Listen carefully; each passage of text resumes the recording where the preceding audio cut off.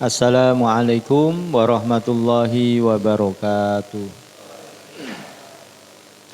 Alhamdulillah, alhamdulillahilladzi lam yazal aliyya wa lam yazal fi ulahu saniyya, qutratun min bahri judihi tamla'ul arda rayya, wa nadratun bi'aini rahmatihi tasirul kafiru waliyya. Al-jannatu liman ata'ahu walau abdan habasyiya, wan naru liman asahu walau syarifan qurasyiya. Qala Allahu ta'ala fi kitabihi qawlan bahiyya, tilkal jannatul lati nurithu min ibadina man kana taqiyya. Allahumma salli wa sallim wa barik wa karrim ala sayyidina wa nabina Muhammadin wa ala alihi wa ashabihi ajma'in, amma ba'd. Hadratil muhtaramin, para kiai, para alim, para sesepuh dan seluruh jamaah sholat tarawih dan sholat isya di Masjid Al-Ma'ruf yang saya muliakan, yang semoga kita semua senantiasa mendapatkan kucuran rahmat dari Allah Subhanahu wa taala. Amin Allahumma amin.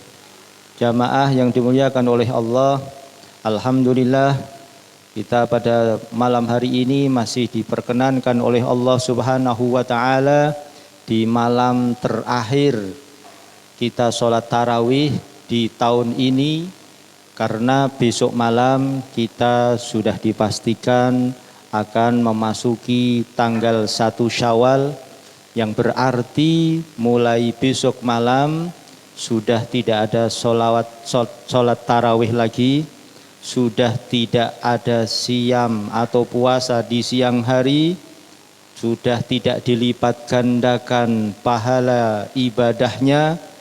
Sholat sunnah tetap dihitung sholat sunnah, ibadah wajib tetap dihitung ibadah wajib, tidak dilipat gandakan sebagaimana kita berada di bulan Ramadan. Dan kita pada saat ini terus bermohon kepada Allah Subhanahu wa taala, semoga Allah Subhanahu wa taala menerima semua amal ibadah kita selama bulan Ramadan ini dan bulan-bulan sebelumnya, dan semoga Allah Subhanahu wa taala benar-benar memberikan kucuran rahmat dan ridhonya kepada kita semua, memberikan pandangan rahmatnya kepada kita semua, sehingga kita menjadi hambanya yang dimuliakan, yang diberikan ketenangan, kebahagiaan di dunia sampai di sisinya kelak. Amin Allahumma amin. Salawat dan salam semoga tetap tercurah kepada junjungan kita Nabi Agung Muhammad sallallahu alaihi wasallam, yang selalu kita nantikan syafaatnya, yang membimbing kita, menunjukkan kita bagaimana menjadi hamba Allah yang muttaqin, menjadi hamba Allah yang dimuliakan oleh Allah, menjadi hamba Allah yang bisa memakmurkan dunia ini dengan ibadah-ibadah yang diridhoi oleh Allah Subhanahu wa taala.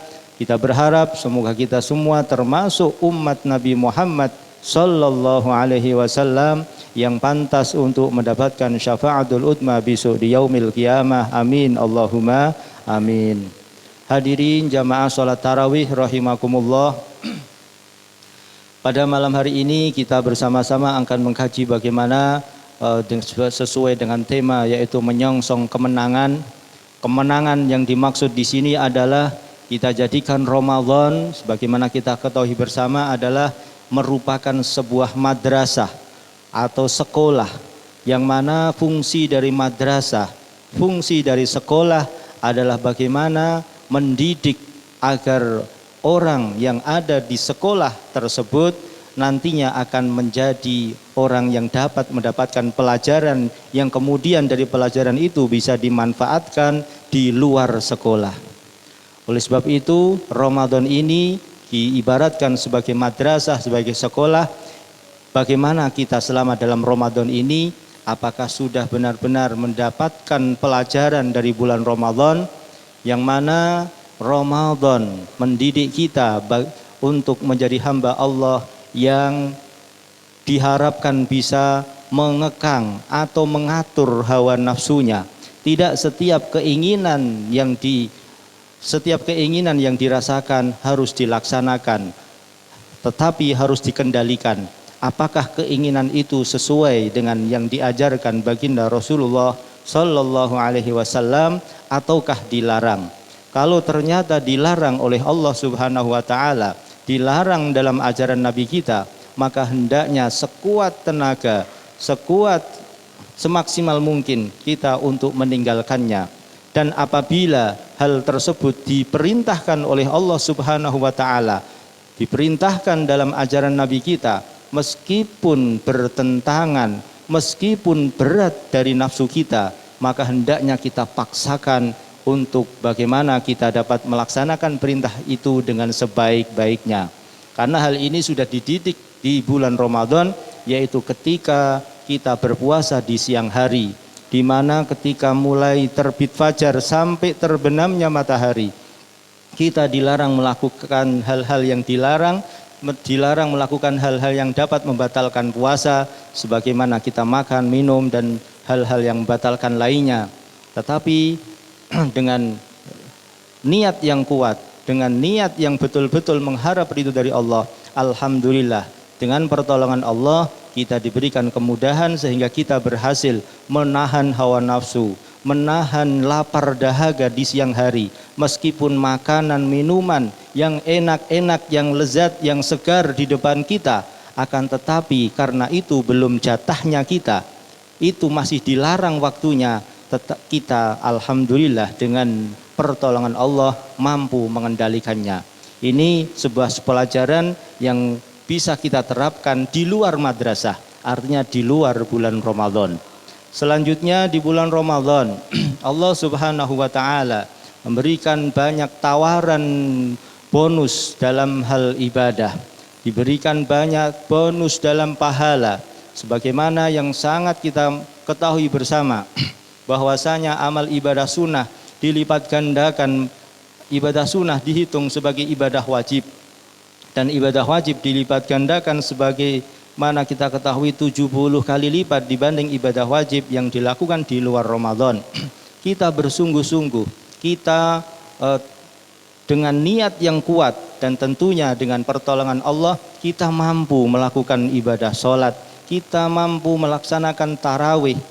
Meskipun berjam-jam kita berada di masjid, kita berpuluh-puluh rakaat, ada yang 11, ada yang lebih dari kemampuan biasanya.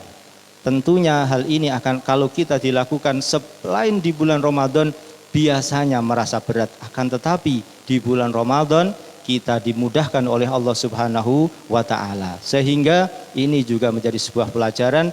Mari apa yang kita dapatkan di sekolah, dipelajari di bulan Ramadan ini untuk kita jadikan amaliyah kita di bulan-bulan selain Ramadan. Mulai besok sudah tidak ada bangun malam lagi dalam hal melakukan sahur. Mulai besok malam kita melakukan ibadah seperti biasa lagi. Tidak ada berlipat gandaan yang kita temukan di bulan Ramadan, dan tidak ada malam yang mulia yaitu malam Lailatul Qadar. Oleh sebab itu kita di sini hanya berdoa, bermohon kepada Allah Subhanahu wa taala dengan kemenangan yang besok akan kita raih. Itu bagaimana kita bisa mempertahankan kemenangan tersebut. Bisa dikatakan oleh banyak orang bahwa meraih juara, meraih kemenangan adalah merupakan hal yang berat. Akan tetapi lebih berat lagi adalah mempertahankan bagaimana tetap menjadi seorang juara, bagaimana tetap menjadi seorang pemenang. Oleh sebab itu, setelah nanti kita keluar Ramadan, mari kita bersama-sama berikhtiar. Kita sama-sama tentunya bermohon kepada Allah, karena semuanya tidak mampu kita lakukan tanpa pertolongan dari Allah Subhanahu wa taala.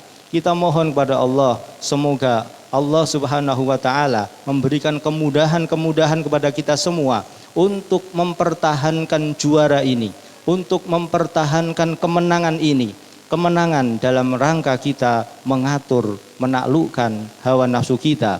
Hawa nafsu kita tidak bisa kita hilangkan, karena hawa nafsu kita selama ruh itu masih ada, maka di situ juga ada hawa nafsu. Akan tetapi kita hanya bisa mengatur, memanage bagaimana nafsu itu bisa sesuai dengan apa yang menjadi ajaran Nabi Muhammad sallallahu alaihi wasallam. Ini saja mungkin yang bisa saya sampaikan.